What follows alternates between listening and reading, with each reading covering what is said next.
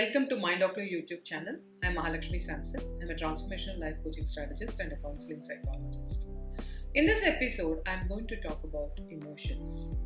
This is part 3 of Embrace Your Imperfections. To live a wholehearted life, it's very important for us to embrace our imperfections. For us to embrace our imperfections, it is important to know what is the message our emotions has got to offer us. Emotions are energy in motion, hence they are never static but they always move.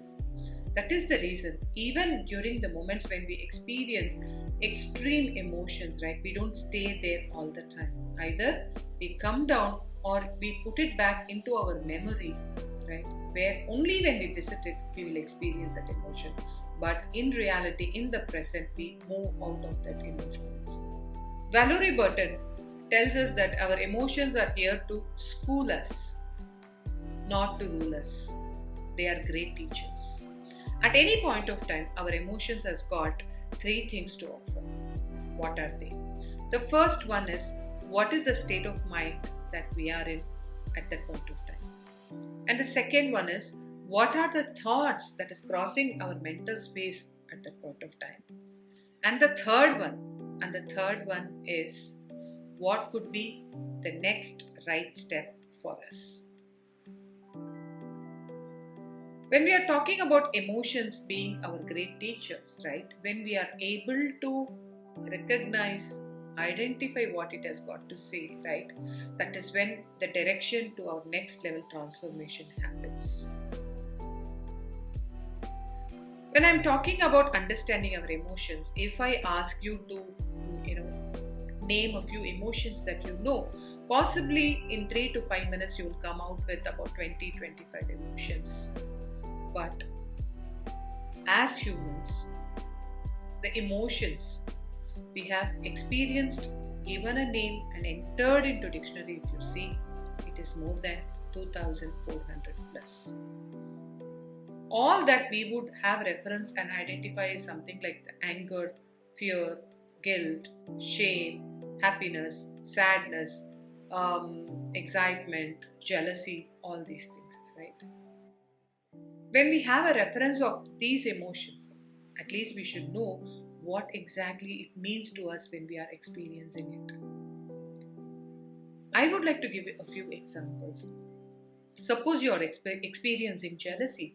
That means you are actually longing for something the other person has got, which is not present in your life right now.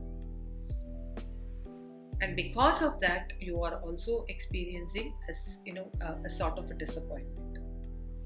The second one, if you look at it, which I can quote as an example, is anger. And we used to feel angry many times in a day, isn't it? What is the message our emotion anger has got to tell us? If you see, when we feel angry, actually what it means is that our boundaries has been crossed by someone with whom we are associated at that point of time. When I'm talking about boundaries, these boundaries could be emotional, physical and mental boundaries. And we have different boundaries for different aspects of our life. And it is very important for us to recognize that so that we can take the next right step. And for excitement, what does it mean is we are experiencing something that is energizing us. Of course, we will also have, reference of what is guilt and shame. Guilt and shame is more than what we can think of. And it is very, very vital for us if we want to emerge as great leaders or at least good leaders.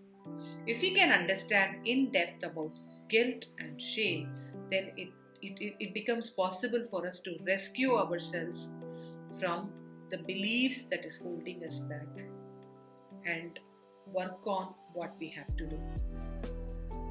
But one thing that is sure is when we really work on our guilt and shame, that means we are giving us the opportunity to live a more fulfilled life. I'm going to do a bit more deep dive into guilt and shame in the next episode. So thank you very much for watching this video. If you like this video, please subscribe, and also I suggest you to share it with people for whom it would be really helpful. If you have experienced any specific insights during watching this video, I request you to post it in the comment section. Thank you very much.